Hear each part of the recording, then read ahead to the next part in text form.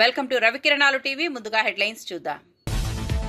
చంద్రబాబు స్త్రీశక్తి ఉచిత బస్సు పథకానికి సమీక్ష. ఆగస్టు 15న స్త్రీశక్తి పథకం ప్రారంభమని వెల్లడి. చంద్రబాబు స్త్రీశక్తి పథకం విజయవంతం కోసం ఆదేశాలు. మంత్రి పదవి రాకపోవడంపై రాజగోపాల్ రెడ్డి తీవ్ర అసహనం. తనకు పదవి రాకుండా అడ్డుకుంటున్నది ఎవరిని మండిపాటు. తనకు మంత్రి పదవి ఇవ్వాల్సిందేనని డిమాండ్. గోపాలపురం పోలీస్ దాడిలో సృష్టి ఫెర్టిలిటీ స్కామ్ బహిర్గతం. సృష్టి ఫెర్టిలిటీ కేసులో 26 మందిని అరెస్ట్ చేసిన గోపాలపురం పోలీసులు. North zone DCP Rashmi Perumal surrogacy అక్రమాల. నల్లపరెడ్డిపల్లి పోలింగ్ బూత్లను పరిశీలించిన జిల్లా కలెక్టర్. 40% పోలింగ్ నమోదైనట్లు జిల్లా కలెక్టర్ వెల్లడి. ఎలాంటి అవాంఛనీయ సంఘటనలు జరగలేదని వివరించిన కలెక్టర్.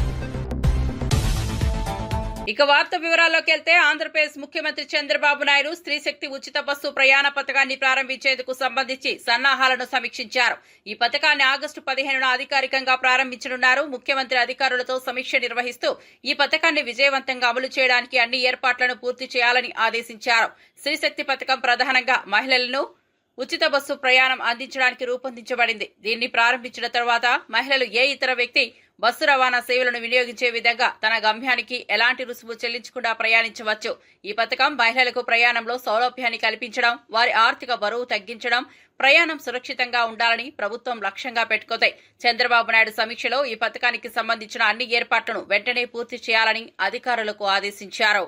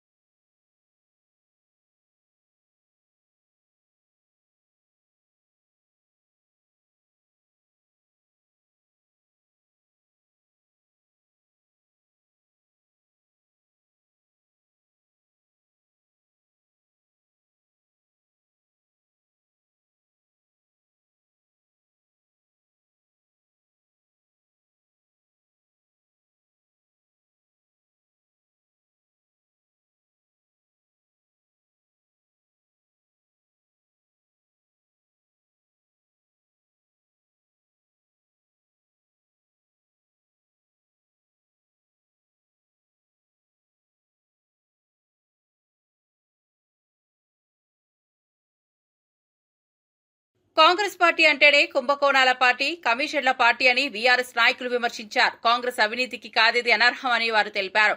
తాజా జీవో 17 ద్వారా కోడిగుడ్ల కుంభకోణానికి పాల్పడిన రేవంత్ రెడ్డి సర్కార్ దాదాపు 600 కోట్ల కుంభకోణాన్ని పుట్టించిందని ఆరోపించారు. గురుకులాలు, కేజీవీబీ, ఇతర స్కూళ్లలో ఫుడ్ కాంట్రాక్టర్లను మార్చేందుకు నిబంధనలను సడలించే జీవో 17ను తీసుకొచ్చి దాదాపు 20,000 మందికి పైగా ఫుడ్ కాంట్రాక్టర్లను ప్రభావితం చేసి 1,00,000 మందికి పైగా చిరు వ్యాపారాలను ఆర్థికంగా నష్టపెట్టినట్టు చెప్పారు. ఈ చర్యను దుర్మార్గపు చర్యగా అభివర్ణిస్తూ కాంగ్రెస్ పార్టీ ప్రభుత్వ కేటుగుణాలకు ఆరోపణలు ఉంచారు.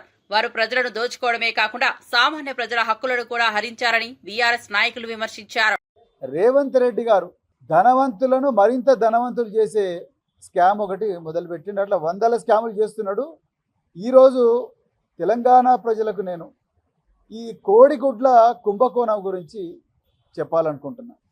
రేవంత్ రెడ్డి చాలా జాగ్రత్తగా ప్లాన్ చేసి తెలంగాణ ప్రజల కళ్ళు కప్పి ఎన్నైతే కుంభకోణాలు చేస్తున్నాడో ఆ కుంభకోణాల్లో పేద బిడ్డల పొట్టగొట్టి కనీసం అంటే 20,000 మంది చిరు వ్యాపారులందరూ కూడా వాళ్ళు రోడ్ల మీద పడి ఏడుస్తూ ఉంటే ఇలా పెద్ద పెద్ద బడా వ్యాపారస్తులు, వాళ్ళ అధికార పార్టీకి చెందిన బడా నాయకులు వాళ్ళకే కాంట్రాక్ట్లు వచ్చేటట్టుగా జీవో నెంబర్ 17 తీసుకొచ్చిండు. దాని గురించి ఈరోజు తెలంగాణ ప్రజలకు వివరించాలని అనుకుంటున్నా. కాంగ్రెస్ పార్టీ అంటేనే కుంభకోణాల పార్టీ, కాంగ్రెస్ పార్టీ అంటేనే కమిషన్ల పార్టీ, కాంగ్రెస్ పార్టీ అంటేనే అక్రమ కేసులు పెట్టే పార్టీ, కాంగ్రెస్ పార్టీ అంటేనే ప్రశ్నించే వాళ్ళందరినీ జైలుకు పంపించే పార్టీ. ఇది కాంగ్రెస్ పార్టీ నైజం. ఇలా తెలంగాణ ప్రభుత్వం రేవంత్ రెడ్డి హయాంలో గురుకుల పాఠశాలల్లో ఇప్పటివే 103 మంది పిల్లలు చనిపోయారు. ఈ గురుకుల పాఠశాలల్లో ఎన్నో విషాహార సంఘటనలు జరుగుతూనే ఉన్నాయి. అది కరెక్ట్ చేయడం చేతగాక ఇంకొక కొత్త కుట్ర గురుకుల పాఠశాలను మాత్రమే కాదు, మొత్తం ప్రభుత్వ పాఠశాలలు, అంగన్వాడీలు, కేజీబీవీలు అన్ని పాఠశాలలను నిర్వీర్యం చేసి ఆ పాఠశాలల్లో ఉండే సంపద అంతా కూడా కేవలం వాళ్ళ పార్టీ బడా నాయకులకు దోచిపెట్టడానికే జీవో 17 తీసుకొచ్చిండు. నేను కొన్ని ఉదాహరణలు మీకు చెప్తాను. అందులో ప్రధానమైన ఉదాహరణ కోడిగుడ్ల కుంభకోణం. దాదాపుగా 600 కోట్ల కుంభకోణం ఇది. ఒకటి కాదు, రెండు కాదు, 600 కోట్లు జీవో నెంబర్ 17 ద్వారా. ఇక వివరాల్లోకి పోతే కేసీఆర్ గారి హయాంలో ప్రతి స్కూలు, మండలానికి ఒక 6 నుంచి 10 స్కూల్స్ ఉంటాయి. ప్రతి స్కూలుకు కూడా కాంట్రాక్ట్లు ఉండేవాళ్ళు. అంటే స్కూలుకు బియ్యము, పప్పులు సివిల్ సప్లైస్ డిపార్ట్మెంట్ రేషన్ షాపుల ద్వారా, గోడౌన్ల ద్వారా సప్లై చేస్తే, నూనె కానీ, పాలు కానీ, కూరగాయలు కానీ, చికెన్ కానీ, మటన్ కానీ, మరి ముఖ్యంగా కోడిగుడ్లు కానీ, అదేవిధంగా మిగతా చక్కెర కానీ, పసుపు కానీ, కారం కానీ, ఇవన్నీ కూడా రకరకాల చిరు కాంట్రాక్ట్లు సప్లై చేసేవాళ్ళు. అంటే ఒక స్కూలుకు ఆధారంగా కనీసం అంటే 10 మంది చిరు కాంట్రాక్టర్లు బతికేవాళ్ళు. రెక్కాడితే డొక్కాడ నుంచి కుటుంబాల నుంచి వచ్చిన వాళ్ళు, అదేవిధంగా పేదరికంతో మగ్గుతున్న వాళ్ళు, ఉద్యోగాలు రాక నిరుద్యోగులుగా బతికిన వాళ్ళు, వాళ్ళందరూ కూడా ఈ స్కూళ్ళల్లో చిన్న చిన్న చిరు వ్యాపారాలు చేసి వాళ్ళు కనీసం అంటే సంవత్సరానికి 1,00,000 రూపాయలు సంపాదించుకునే వాళ్ళు. కానీ ఈరోజు రేవంత్ రెడ్డి పాలనలో ఆ పరిస్థితి లేదు. వీళ్ళందరూ కూడా రోడ్ల మీద పడ్డారు. తెలంగాణలో 20,000 మంది కాంట్రాక్టర్ల పొట్టగొట్టిండు రేవంత్ రెడ్డి. వాళ్ళంతా చిరు వ్యాపారులు. వాళ్ళు బడబడ మెగా కృష్ణారెడ్డి, సీఎం రమేష్, పొగ్గులేటి శ్రీనివాసరెడ్డి లాంటి కాంట్రాక్టర్లు కారు. చాలా చిన్నవాళ్ళు. వీళ్ళందరూ కూడా ఇప్పుడు తెలంగాణ భవన్, ఇలా పేద ప్రజలందరికీ కూడా తెలంగాణ భవన్ ఒక జనతా గ్యారేజీగా మారిన ఈ పరిస్థితి లోపల బాధలున్న ప్రతి ఒక్కరు కూడా తెలంగాణ భవన్కి వస్తున్నారు. ఇలా వీళ్ళ పొట్టగొట్టిండ్రు, వీళ్ళ రోడ్డు మీద పడ్డారు కాబట్టి వీళ్ళ తెలంగాణ భవన్కి వచ్చింది. పులివెందుల ఒంటిమిట్టి జెడ్పీటీసీ ఎన్నికల పోలింగ్ 7 గంటలకు ప్రారంభమైన దగ్గర నుంచి పెద్ద అరాచకం రాజ్యమేలుతోంది. వైఎస్సార్ కాంగ్రెస్ పార్టీ ఏజెంట్లు ఓటర్ల బూతులకు వెళ్లకుండా తెలుగుదేశం పార్టీ పోలీసులు కలిసికట్టుగా కుట్రను అమలు చేస్తున్నారని వైఎస్సార్సీపీ ఆరోపించింది. వారు చెప్పినట్లుగా మా ఏజెంట్లను తెలుగుదేశం గూండాలు పోలీసులు కలిసి బయటకు లాగేశారని ఆరోపించారు. వైఎస్సార్సీపీకి చెందిన వారు ఉన్నట్లుగా తెలుసుకున్నప్పుడు వారి స్లిప్స్ ను జాడిస్తారని కూడా వారు తెలిపారు. కడప జిల్లాలో పులివెందుల, ఒంటిమిట్ట ఈ 2 జడ్పీటీసీ ఎన్నికలు పోలింగ్ 7 గంటలకు ప్రారంభమైంది. ఇప్పుడు 12 అవుతా ఉంది. పోలింగు ప్రారంభం దగ్గర నుంచి ఒక పెద్ద అరాచకం రాజ్యమేలేటటువంటి పరిస్థితిలో ఇవాళ కనిపిస్తూ ఉంది. వైఎస్ఆర్ కాంగ్రెస్ పార్టీకి సంబంధించినటువంటి ఏజెంట్లు కానీ లేదు ఓటర్లు కానీ ఆ బూతుల్లోకి వెళ్ళకోకుండా ఉండే విధంగా ఒక పద్ధతి ప్రకారం తెలుగుదేశం పార్టీ పోలీసులు కలిసికట్టుగా కుట్ర చేసి ఒక వ్యూహం ప్రకారం ఉదయం నుంచి అమలు చేస్తున్నారు. మా పార్టీకి సంబంధించిన ఏజెంట్లు ఎవరైతే ఉన్నారో ఆ ఏజెంట్లు పోలింగ్ బూతుల్లోకి వెళ్తారు 7 గంటల ముందు. ఎక్కడా కూడా మా ఏజెంట్స్ని అలౌ చేయలేదు. 1-2 చోట్ల మా ఏజెంట్లు వెళ్ళిన తర్వాత కూడా వారిని దౌర్జన్యంగా పోలీసుల సహాయంతో ఇతర ప్రాంతాల నుంచి వచ్చినటువంటి తెలుగుదేశం కార్యకర్తల నుండి, గుండాల నుండి, ఇతర ప్రాంతాల నుంచి అంటే పులివెందుల నియోజకవర్గానికి సంబంధం లేని వాళ్ళు, పులివెందుల జడ్పీటీసీ పరిధిలో సంబంధం లేని వాళ్ళు, జంబలమడుగు నుంచి ఇతర నియోజకవర్గాల నుంచి వందలాది మంది వచ్చి పోలీసుల సహకారంతో మా ఏజెంట్లను లాగివేసే పరిస్థితి తీసుకురావడం అనేది చాలా దురదృష్టకరమైనటువంటి పరిణామంగా మేము భావిస్తున్నాం. అదేవిధంగా మాజీ ఎంపీపీ పులివెందుల ఆయన బలరామరెడ్డి గారు, ఆయన ఒక బూత్లో ఏజెంటు. ఆయన వెళ్ళలేలా బయటికి లాగేశారు. ఏజెంట్ లేకోకుండానే ఎన్నిక జరుగుతూ ఉంది, పోలింగ్ జరుగుతూ ఉంది.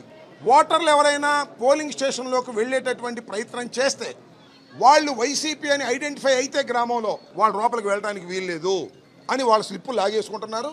ఇతర ప్రాంతాల నుంచి వచ్చిన వాళ్ళు ఎవరైతే ఉన్నారో వాళ్ళకి ఆ స్లిప్పులు ఇస్తున్నారు. ఈ స్లిప్పులు తీసుకెళ్లి ఓట్లు వేసేస్తున్నారు. ఓట్లు వేసేయటం సాధ్యం అంటే ఎలక్షన్ కమిషన్ వారు అక్కడ ఉన్నటువంటి వారు ఎలవ్ చేస్తున్నారు. దురదృష్టకరంగా ఈ పరిణామం జరుగుతూ ఉంది. అంతేకాదు అవినాష్ రెడ్డి గారిని అరెస్ట్ చేశారు. హౌస్ అరెస్ట్ కూడా కాదు, ఇంట్లోకి చొరబడి ఇల్లంతా ధ్వంసం చేసి ఒక ఎంపీ గారిని అరెస్ట్ చేసి తీసుకువెళ్ళారు. తీసుకువెళ్తే ఎర్రగొండలలో అక్కడ దాకా వెళ్ళారు, మొత్తం తిప్పుతూ ఉన్నారు. సాయం దాకా తిప్పుదాం అనుకుంటుంటారు బహుశా. ఎర్రగొండలో సుధీర్ రెడ్డి గారు మాజీ ఎమ్మెల్యే గారు అడ్డం వచ్చారు. ఏంటండి మా అవినాష్ రెడ్డి గారిని ఈ విధంగా మీరు తిప్పుతున్నారు, ఆయనకి సర్వైకల్ స్పాండిలాసిస్ ఉంది, ఆరోగ్యం బాగోలేదు, మీరు తిప్పడానికి వీల్లేదని కార్యకర్తలు రివర్స్ అయిన తర్వాత గత్యంతరం లేని పరిస్థితుల్లో ఎర్రగొండలో అవినాష్ రెడ్డి గారిని ఈ సుధీర్ రెడ్డి గారి ఇంటికి తరలించారు.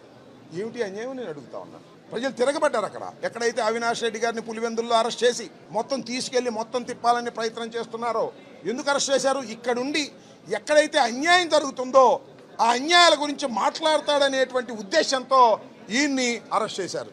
అరెస్ట్ చేసి తీసుకువెళ్తుంటే మధ్యలో ప్రజలు తిరుగుబడి మళ్ళా గత్యంతరం లేని పరిస్థితుల్లో తీసుకొచ్చి మరి సుధీర్ రెడ్డి ఇంటికాడ ఎర్రగొండలో పెట్టడం జరిగింది. మంత్రి స్థాయిలో ఉండి క్షుద్ర పూజలను నమ్మేలా మాట్లాడడం నేరమని కోమటిరెడ్డికి తెలియదా అని బీఆర్ఎస్ నాయకుడు జగదీష్ రెడ్డి తీవ్రంగా విమర్శించారు. క్షుద్ర పూజల గురించి మాట్లాడిన వాళ్లు మంత్రివర్గంలో ఉండకూడదు, వారు జైల్లో ఉండాలి. జగదీష్ రెడ్డి వ్యాఖ్యలు, రాజకీయ నాయకుల మాటలు, వారి ధోరణి ప్రజలపై ఎంత ప్రభావం చూపిస్తాయో దానిపై దృష్టి సారిస్తున్నాయి. మంత్రి స్థాయిలో ఉన్న వ్యక్తి ఇలాంటి వ్యాఖ్యలు చేస్తే అది ప్రజల మధ్య దుర్గతి నెలకొల్పే అవకాశం ఉందని ఆయన అభిప్రాయపడ్డారు.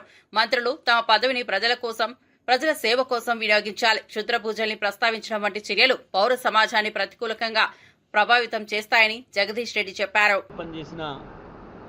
కోమటిరెడ్డి వెంకటరెడ్డి కూడా నేరస్తుడే.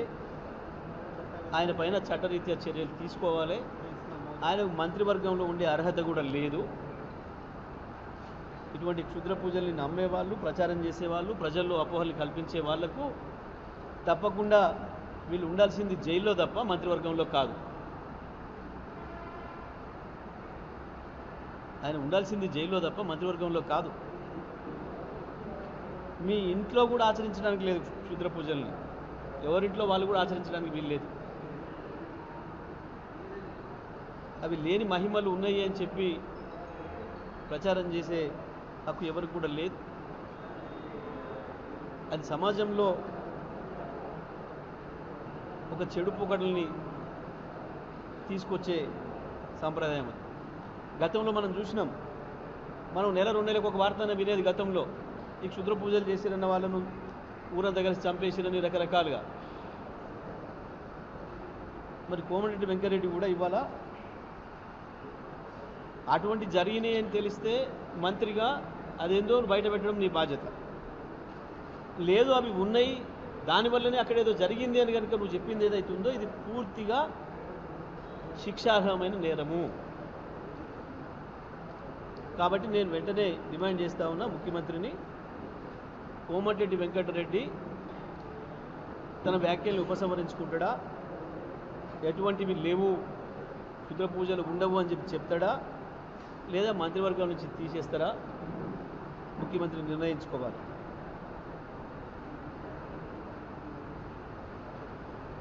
నల్లబరెడ్డిపల్లె పోలింగ్ బూత్లను జిల్లా కలెక్టర్ పర్యవేక్షించారు. ఈ సందర్భంగా 40% పోలింగ్ నమోదైనట్లు ఆయన తెలిపారు. పోలింగ్ ప్రక్రియని సమగ్రంగా పరిశీలించిన కలెక్టర్ ప్రజల నుంచి మంచి స్పందన వస్తున్నట్లు చెప్పారు. పోలింగ్ ప్రక్రియ ప్రశాంతంగా సాగడానికి అన్ని సలహాలు చేసినట్లు పేర్కొన్నారు. ఆయన మాట్లాడుతూ ఎలాంటి అవాంఛనీయ సంఘటనలు జరగకుండా నియంత్రణ కఠినంగా నిర్వహించినట్లు చెప్పారు. పోలింగ్ ఎలాంటి సమస్యలు లేకుండా జరగడానికి అన్ని అధికారుల పని పట్ల సంతృప్తిని వ్యక్తం చేశారు. ఈ సమయానికి పోలింగ్ ప్రశాంతంగా కొనసాగుతోంది మరియు అన్ని సంబంధిత అధికారులు తమ బాధ్యతలను నెరవేర్చినట్లు జిల్లా కలెక్టర్ తెలిపారు. తద్వారా సురక్షితమైన ఎన్నికల ప్రక్రియ నిర్వహించబడుతున్నట్లు ఆయన తెలిపారు. 11 గంటల సుమారుగా 38 నుంచి 40% వరకు ఓట్లు నమోదైన అన్ని పోలింగ్ స్టేషన్ కూడా చూస్తున్నాము, విజిట్ చేస్తున్నాము. ఇది కూడా ప్రశాంతంగా జరుగుతాము, ఎటువంటి ఇబ్బంది లేకుండా.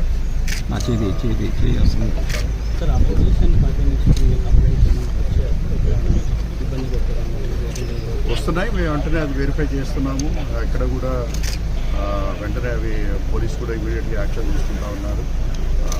కొంత అక్కడక్కడ చిన్న చిన్న గలాటాలు జరుగుతున్నాయి. ఓవరాల్గా బీసీలకు 42% రిజర్వేషన్లపై శ్రీ దుద్దిళ్ల శ్రీధర్ బాబు కీలక వ్యాఖ్యలు చేశారు. బీజేపీ మరియు బీఆర్ఎస్ పార్టీలకు చిత్తశుద్ది లేదన్నారు. బీసీల అభివృద్ధికి సంబంధించి పార్టీలు నిజమైన నిబద్దతను కనబరచలేదని ఆయన అభిప్రాయపడ్డారు. ఈ సందర్భంగా రిజర్వేషన్ల విషయంలో ప్రభుత్వం తీసుకునే నిర్ణయాలు నిర్లక్ష్యం వల్ల బీసీ సంఘం పటిష్టమైన అభ్యర్థులపై సంతృప్తికరంగా స్పందించలేదు. ఆర్థిక ప్రగతి, సామాజిక న్యాయం కోసం బీసీ వర్గాలు మరిన్ని రిజర్వేషన్లను కోరుతూ ప్రస్తావించారు. అయితే బీజేపీ, బీఆర్ఎస్ నాయకులు తమ శక్తిని ప్రజల ప్రయోజనాలకు సమర్పించకుండా పార్టీలు మాత్రమే తమ ప్రయోజనాలను ముందుకు నడిపిస్తున్నాయని శ్రీధర్ బాబు అన్నారు. తిరిగి దాన్ని ఆమోదం చేసుకొని ఈరోజు మా పరిధిలో ఉన్నది లెజిస్లేషన్ చేసి యాక్ట్ చేసుకోవడానికి గవర్నర్ గారికి పంపాం. గవర్నర్ గారు ఈరోజు రాష్ట్రపతికి పంపించింది. మేము అడుగుతా ఉన్నాం బీజేపీ వారిని, బీజేపీకి సపోర్ట్ చేస్తా ఉన్న బీఆర్ఎస్ పార్టీని. ఈరోజు మీరు ఒత్తిడి తీసుకురండి. రాష్ట్రపతికి సంబంధించి మా బిల్లు అక్కడ ఉన్నప్పుడు మీకు చిత్తశుద్ధి ఉంటే తిరిగి దాన్ని ఆమోదం చేసుకొని ముందుకు రావాలి. మా రాష్ట్ర ప్రభుత్వ పరిధిలో ఉన్నది ఎంతవరకు ఉందో అంతవరకు చేసినాం. ఎవరి పరిధిలో ఉంది ఇప్పుడు? కేంద్ర ప్రభుత్వం వారి వైఖరి. ఈరోజు మేము చెప్తా ఉన్నాం, ఈ రాష్ట్రానికి సంబంధించి కూడా 8 మంది పార్లమెంట్ సభ్యులు ఉన్నారు బీజేపీ వారు. 8 మంది పార్లమెంట్ సభ్యులు కూడా మేము కోరుతా ఉన్నది, వివిధ పార్టీలకు సంబంధించిన గౌరవ పార్లమెంట్ సభ్యులు ఆ రోజు జంతర్ మంతర్లో పాల్గొనడం జరిగింది. వారు మాకు సంఘీభావం పలకటం జరిగింది. మీరు కూడా ఎందుకు చేయలేదు? తెలంగాణ రాష్ట్రం అభివృద్ధి పరంగా దేశంలోనే అత్యంత వేగంగా ఎదుగుతున్న రాష్ట్రమని మంత్రి కోమటిరెడ్డి అన్నారు. ప్రజలకు మెరుగైన రహదారి సౌకర్యాలు అందించడమే తమ ప్రభుత్వ లక్ష్యమని పేర్కొన్నారు. ఈ లక్ష్యాన్ని సాధించడానికి హైబ్రిడ్ యాన్యుటీ బోర్డు రహదారుల నిర్మాణం ప్రారంభించారు. ప్రతి గ్రామాన్ని మండల కేంద్రానికి, ప్రతి మండలానికి జిల్లా కేంద్రానికి, ప్రతి జిల్లాను రాష్ట్ర రాజధాని కలిపే విధంగా రోడ్ల నిర్మాణం చేపట్టామన్నారు. ఆర్ఎండ్బి శాఖ ఆధ్వర్యంలో 17 ప్యాకేజీలలో 5,190 కిలోమీటర్ల రోడ్ల నిర్మాణం చేపట్టబోతున్నామని ఆయన వెల్లడించారు. ముఖ్యమంత్రి రేవంత్ రెడ్డి, డిప్యూటీ సీఎం బట్టి విక్రమార్క సమన్వయంతో పెద్ద ఎత్తున మంచి రోడ్లు వేయబోతున్నట్లు తెలిపారు. ఈ రోడ్ల నిర్మాణం తెలంగాణ రాష్ట్ర అభివృద్ధికి మరింత దోహదం చేస్తుందని ఆయన అభిప్రాయపడ్డారు. ఇబ్బందులు ఉన్నాయి, బ్యాంకర్స్ కూడా మీరు హెల్ప్ చేయాలి. నాట్ ఓన్లీ న్యూ స్టేట్, మన ఇండియాలోనే ఒక హ్యాపెనింగ్ స్టేట్ ఇది. 4 సిటీ పేరు మీద మేము చేసే గ్రీన్ ఫీల్డ్ హైవేస్ కానివ్వండి, కొత్త ఇండస్ట్రీస్ కానివ్వండి, డిమాండ్స్, రోడ్స్, ట్రాఫిక్ బట్టి కొన్ని చేంజెస్ చేసుకుంటూ నెక్స్ట్ క్యాబినెట్ లో కూడా దీన్ని అప్రూవ్ చేసి వెంటనే స్టార్ట్ చేసే విధంగా చేద్దాం. విజయవాడ మేయర్ రాయన భాగ్యలక్ష్మి ఎన్నికల కమిషన్ పై కీలక వ్యాఖ్యలు చేశారు. వారం రోజులుగా అవకతవకల గురించి ఎన్నికల కమిషన్ కు తమ గోడు వినిపించినప్పటికీ తమకు న్యాయం జరగలేదని ఆమె అన్నారు. ఇప్పటి వరకు ఎలాంటి చర్యలు తీసుకోకపోవడంతో ప్రజలలో ఎన్నికల కమిషన్ పై నమ్మకం పోయిందని ఆమె అన్నారు. ఎన్నికల ప్రక్రియలో అవకతవకలు, అక్రమాలు చోటు చేసుకోవడం ఇష్టం లేదని, అయితే ఎన్నికల కమిషన్ నిర్లక్ష్యం ప్రదర్శించడం వల్ల ప్రజల విశ్వాసం తగ్గిందని ఆమె వెల్లడించారు. ఈ నేపథ్యంలో మరింత సమర్థవంతమైన, సరిగ్గా పనిచేసే ఎన్నికల కమిషన్ అవసరం ఉన్నదని ఆమె అభిప్రాయపడ్డారు. జరుగుతున్నాయి, ప్రతి రోజు వస్తున్నాము ఎలక్షన్ కమిషన్ కి మా గోడు వెలబుచ్చుకుంటున్నాం. కానీ ఇంతవరకు ఎక్కడ న్యాయం జరిగిన దాఖలాలే లేవు. మేడం గారికి వెళ్తాము, వెళ్ళి రిప్రజెంటేషన్ ఇస్తాము, అక్కడ ఏం జరుగుతుంది, ఏ అన్యాయం జరుగుతుంది అన్నది క్లుప్తంగా చెప్తున్నాము. కానీ ఆమె వెంటనే అక్కడ ఉన్న స్థానిక కలెక్టర్తో నేను మాట్లాడాను, ఎస్పీతో నేను మాట్లాడాను, తగిన చర్యలు చేపడుతున్నాము అంటున్నారు. కానీ పోలీసు వ్యవస్థ పూర్తిగా ఎల్లో వ్యవస్థగా మారిపోయింది. ఈరోజు ఎలక్షన్ కమిషన్ మీద కూడా మా నాయకులకు కానీ, మాకు కానీ, ఆంధ్ర రాష్ట్ర ప్రజలకు కూడా ఈరోజు నమ్మకం లేకుండా పోయింది. ఎందుకంటే ఎలక్షన్ కమిషన్ అక్కడ దగ్గరుండి.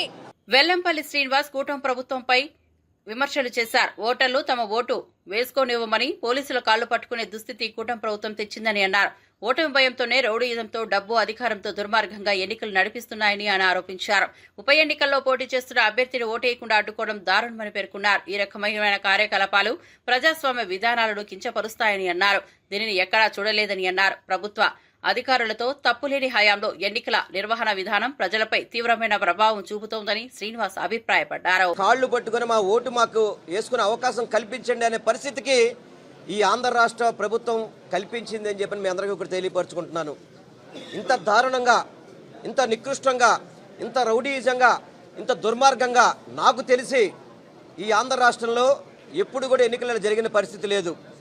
ఈ కూటమి ప్రభుత్వం ఏర్పడిన తర్వాత వాళ్ళకి 15 నెలల పరిపాలన చెప్పుకోవడానికి ఏం అవకాశాలు లేక ఈ ఓటమి భయంతో దుర్మార్గంగా డబ్బుని, అధికార దుర్వినియోగాన్ని అన్నీ చేసి కడపలో ఏదైతే పులివెందుల ఎలక్షన్ జరుగుతున్నాయో పక్క జిల్లాల నుంచి మనుషులు తీసుకొచ్చి ఓటేసే పరిస్థితి వచ్చిందంటే ఎంత దుర్మార్గంగా ఉందో ఈ ప్రభుత్వ పరిపాలన మనందరూ కూడా అర్థమవుతుంది. కనీసం క్యాండిడేట్ కూడా బయటికి వెళ్ళలేని పరిస్థితి, ఏదైతే మా వైసీపీ క్యాండిడేట్ ఉన్నాడో బయటికి వెళ్ళలేని పరిస్థితి. స్థానికంగా ఉన్న ఎంపీని హౌస్ అరెస్ట్ చేయడం, వైఎస్ఆర్సీపీ నాయకులు అంటే చాలు ప్రతి ఒక్కరిని కూడా హౌస్ అరెస్ట్ చేయడం, పోలీసులు గన్నులతో బెదిరించడం, మహిళలు కూడా సాక్షాత్తు మాకు ఓటు హక్కు కల్పించండి అని చెప్పిన పోలీసుల్ని మొరపెట్టుకున్న పరిస్థితి ఈరోజు పులివెందులో కనిపిస్తుందంటే ఎంత దుర్మార్గ పరిపాలన మనందరం కూడా అర్థం చేసుకోవాల్సిన అవసరం ఉంది. ఎందుకు ఒక్క స్థానిక సమస్యల ఎన్నికల కోసం ఇంత దుర్మార్గంగా ప్రవర్తిస్తారా? ఒకళ్ళు గెలిస్తే మాత్రం ఏం జరుగుతుంది? మీకు ఏం జరుగుతుంది? సునకానందం తప్ప ఏమీ లేని పరిస్థితి. ఇందాక కూడా చెప్పారు రాంబాబు గారు, గతంలో నంద్యాల ఎన్నికల్లో కూడా మీరు ఇదే విధంగా చేసి గెలిచారని చెప్పని. అదే నంద్యాలలో పబ్లిక్ ఎలక్షన్స్లో 50,000 మెజారిటీతో నంద్యాల ఎమ్మెల్యే గెలిచాడు. అక్కడ చంద్రబాబు నాయుడుకి గుర్తుపెట్టుకోండి, ఈ ఎన్నికలు ఏదో చేసుకున్నాం మేము అయిపోయానని చెప్పి అనుకుంటున్నారేమో. తప్పకుండా ప్రజలు ఎదురు చూస్తున్నారు. ఎప్పుడు ఎన్నికలు వచ్చినా కానివ్వండి, ఎప్పుడు సార్వత్రిక ఎన్నికలు వచ్చినా కానివ్వండి, డిపాజిట్ లేకుండా కూటమి ప్రభుత్వాన్ని ఓడించడానికి ప్రజలు సిద్ధంగా ఉన్నారు. కోమటిరెడ్డి రాజగోపాల్ రెడ్డి మరోసారి రేవంత్ రెడ్డిపై తీవ్ర విమర్శలు చేశారు. రేవంత్ రెడ్డిని ముఖ్యమంత్రిని చేశాం, మహబూబ్ నగర్ కు ముఖ్యమంత్రిని ఇచ్చాం అని పేర్కొన్నారు. అలాగే ఖమ్మం జిల్లాలో 9 మంది ఎమ్మెల్యేలకు 3 మంత్రులు ఉన్నప్పటికీ నల్గొండ జిల్లాకు 11 మంది ఎమ్మెల్యేలు ఉన్న 3 మంత్రులు ఉన్నందున సమస్య ఏదైనా ఉందా అని ప్రశ్నించారు. సమీకరణలు కుదరడం లేదు అంటున్నారు. ఎందుకు కుదరడం లేదు, ఎవరు పుల్ల పెడుతున్నారంటూ కూడా అభ్యంతరం వ్యక్తం చేశారు. మరిన్ని వివరాలు ఇచ్చిన కోమటిరెడ్డి, పార్లమెంట్ ఎన్నికల సమయంలో రెండోసారి ప్రామిస్ చేసినప్పుడు మేమిద్దరం అన్నదమ్ములము ఉన్నామని తెలియదా అని ప్రశ్నించారు. ఇద్దరం మంత్రులమైతే తప్పేంటి అని అంటున్నారు. ఒడ్డు దాటే వరకు ఓడమల్లయ్య, ఒడ్డు దాటాక బోడి మల్లయ్య అన్నట్లే ఉందని కోమటిరెడ్డి ఆగ్రహం వ్యక్తం చేశారు. మన పార్లమెంట్ ఎన్నికలప్పుడు రెండోసారి ప్రామిస్ చేసి మాటిచ్చినప్పుడు ఇద్దరు ఉన్నదన్నాయి అంటే వాళ్ళు ఎట్లుందంటే ఒడ్డు దాటినాక ఓడమల్లయ్య, ఒడ్డు దాటినాక బోడమల్లయ్య అన్నట్టుంది. ఇప్పుడు సమీకరణం కుదురుతలేమని మన బట్టి విక్రమార్క గారు అంటుంది. ఏం కుదురుతలేవు? 9 మంది ఎమ్మెల్యేలు ఉన్న ఖమ్మం జిల్లాలో 3 మంత్రులు ఉన్నారు. ఎంతమంది ఉన్నారు? 11 మంది ఎమ్మెల్యేలు ఉన్నా నల్గొండకు 3 ఉన్నారు. తప్ప మహబూబ్ నగర్కు ముఖ్యమంత్రి ఇచ్చినాం కదా మనం. రేవంత్ రెడ్డికి ముఖ్యమంత్రి ఇచ్చినప్పుడు ఇద్దరన్న మీద తప్పేంది? ఇదే నమ్మడం లేవన్నా తక్కువ ఇద్దరికిద్దరే గతంలోనే ఇద్దరం. నేనేమంటున్నా, పదవి ఎవరికి ఎప్పుడు ఇవ్వాలని కాంగ్రెస్ పార్టీ అధిష్టానం నిర్ణయం తీసుకుంటది. ఆలస్యమైనా సరే నేను ఓపిక పడుతున్నా. పదవుల కోసం పాకులాడే వ్యక్తిని కాను. అమలాపురం వైఎస్ఆర్సీపీ ఇన్ఛార్జ్ పినిపే శ్రీకాంత్ కూటమి ప్రభుత్వంపై తీవ్ర విమర్శలు చేశారు. కూటమి ప్రభుత్వం వచ్చినప్పటి నుంచి వైఎస్ఆర్సీపీ నాయకుల మీద కేసులు పెట్టడమే లక్ష్యంగా పాలన సాగుతోందని అన్నారు. నాయకులను ముందుగా అరెస్ట్ చేసి తర్వాత తీరిగ్గా కేసులు, సాక్ష్యాలు వెతుకుతున్నారని ఆరోపించారు. ఇంత దుర్మార్గమైన పాలన ఎన్నడూ చూడలేదని ఊహిస్తూ ఈ విధంగా నేరాలు అమలుపరచడం ప్రజాస్వామ్యాన్ని హాని చేస్తుందని అన్నారు. వైఎస్ఆర్సీపీ నాయకులపై ఇలాంటి దాడులు, అక్రమాలు చేయడం ప్రభుత్వానికి ఏమైనా సాటి పరిపాలన అందించలేదని ఆయన తెలిపారు. కూటమి ప్రభుత్వం వచ్చిన ఫస్ట్ డే నుంచి మనం చూసుకుంటున్నది ఏంటి అంటే వాళ్ళు చేస్తున్నదల్లా కూడా అక్రమంగా అరెస్టులు చేయడము, ఏ తప్పు ఏ సాక్ష్యాధారాలు ఉండవు, ఏముండవు, అరెస్టులు చేయడము. నా నుంచి మొదలుకొని మొన్న మిథున్ రెడ్డి దాకా కూడా అన్యాయంగా కట్టుకథ అల్లేస్తారు. ఫస్ట్ అరెస్ట్ చేసేస్తారు, ఆ తర్వాత కట్టుకథ అల్లేసి దానికి సాక్ష్యాలు క్రియేట్ చేయడానికి చూస్తూ ఉంటారు. ఈ రకంగానే మొత్తం కూటమి ప్రభుత్వం సంవత్సరం 14 నెలల పాలన సాగించిన విషయం మనందరికీ తెలిసిందే. ఈరోజు పులివెందులలో ఏదైతే ఎలక్షన్ జరుగుతుందో దాంట్లో కూడా అక్రమంగా అవినాష్ రెడ్డి గారిని ఎటువంటి కారణం లేకుండా కూడా శాంతియుతంగా వాళ్ళు ఎలక్షన్ ప్రచారం చేసుకుని ఎలక్షన్ ప్రచారం కూడా ముగిసిపోయింది. ఈరోజు ఇంకా మిగిలింది ఏంటి అంటే డైరెక్ట్ ఇంకా పోలింగ్ బూత్లకు వెళ్ళి ఓట్లు వేయడం. అలాంటి ఒక కీలకమైన ఘట్టం దగ్గర వాళ్ళని తీసుకెళ్లి అరెస్ట్ చేయడము, లేకపోతే ఎలక్షన్లో నిలబడిన క్యాండిడేట్ని హౌస్ అరెస్ట్ చేయడం. ఇప్పుడు దాకా అసలు ఎక్కడ చూసామా? క్యాండిడేట్ని హౌస్ అరెస్ట్ చేయడం ఏంటండి బాబు, ఎంత దారుణమా? క్యాండిడేట్ని హౌస్ అరెస్ట్ చేయడము, ఎంపీ అవినాష్ రెడ్డి గారిని అరెస్ట్ చేయడము ఎటువంటి కారణం లేకుండా. ఇదంతా కూడా ప్రజలందరూ కూడా గమనిస్తున్నారు. ఇదంతా దేనికి నిదర్శనం అంటే చంద్రబాబు నాయుడు యొక్క నిరంకుశ పాలనకి ఇదంతా నిదర్శనము. మీరు ఎన్ని ఎత్తులు కుయ్యెత్తులు వేసినా కూడా ఖచ్చితంగా పులివెందులలో గెలిచేది వైఎస్ఆర్సీపీ జెండానే. అక్కడ జగనన్న ప్రభుత్వమే మళ్ళీ గెలుస్తుంది. ఖచ్చితంగా వైఎస్ఆర్సీపీ జెండానే ఎగురుతుంది. అత్యధిక మెజారిటీతోటి అక్కడ జడ్పీటీ ఎలక్షన్ మేము గెలుచుకోకపోతున్నామని మేము ముందుగా తెలియజేస్తాం. సృష్టి ఫెర్టిలిటీ సెంటర్ కేసులో గోపాల్పురం పోలీసులు భారీగా దాడి చేసి ఇప్పటి వరకు 26 మందిని అరెస్ట్ చేశారు. దర్యాప్తు మలుపులు తిరుగుతుండగా ఈ స్కామ్ ఒక రాష్ట్రానికే పరిమితం కాకుండా దేశంలోని పలు రాష్ట్రాల్లో విస్తరించి ఉన్నట్లు బహిర్గతమైంది. సరోగసి పేరుతో జరుగుతున్న అక్రమాల వెనుక ఒక భారీ నెట్వర్క్ ఉందని north zone DCP Rashmi Perumal వెల్లడించారు. 2010 నుండి ఇప్పటి వరకు 15కు పైగా కేసుల్లో ఇలాంటి అక్రమాలకు పాల్పడినట్లు నిందితులపై ఆరోపణలు ఉన్నాయి. బర్త్ పేరెంట్స్ ఒక రాష్ట్రంలో ఏజెంట్లు మరో రాష్ట్రంలో ఉండటం వల్ల ట్రాకింగ్ కష్టమవుతోందని తెలిపారు.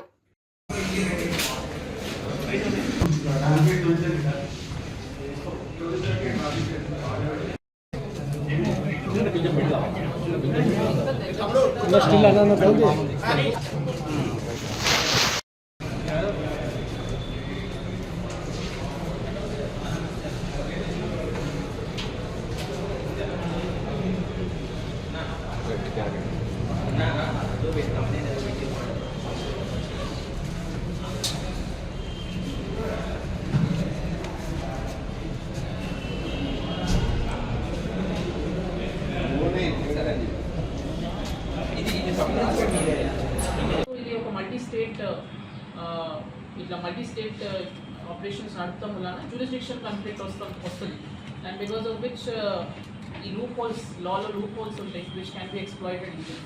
So that is the reason ఇది ఒకటి వైడ్ నెట్వర్క్ లాగా like procuring parents will be coming from one state birth parents, agents will be from another location. So ఇట్లా మల్టిపుల్ స్టేట్స్ నుంచి ఇవి ఆపరేట్ చేస్తే it is very easy to exploit the loop holes in the law. So that is exactly what the MO is of this main accused, and that is how she has run this operations for so many years unabated. So other than the main doctors, there have been main agents. Dhanashri Santoshi and we have identified as one of the main agents, and Dana contacts though she has multiple sub agents, and sub agents like Nandini, Harsha Roy, Asha Begum, Nayan Das, then Koduru Ratnam, Kona Meenakshi, Balagam Saroja, Kodamala Karunashri, Jinugu Vijay Kumar, Kantipidi Yamuna. So all of them are acting as agents and sub-agents. So if we are looking into their backgrounds, మాకు తెలిసింది ఏంటంటే initially they have approached a variety of clinics as egg donors. చాలా మంది women accused identify అయ్యారు. So వాళ్ళు ఇనీషియల్గా egg డోనర్స్గా approach అవుతారు. కొందరు సరోగేట్గా కూడా యాక్ట్ చేశారు once or twice. They have acted as surrogate for some other couples in different cases. So సరోగేట్గా when they are acting as surrogate, they come in contact with a variety of people who are working at these clinics, and that is how this network of information develops. So already over 3 times surrogate అయిన person, automatically she will be in touch with many such agents and many other such persons who are working in this field. So like akadunna lab technicians, akadunna other pharma workers. So this is not just limited to this clinic. She has variety of clinics in the city, not just Hyderabad, across other cities also. ఇవి bulletin విశేషాలు. చూస్తూనే ఉండండి IBTV. మరిన్ని updates కోసం చూస్తూనే ఉండండి రవికిరణాలు TV.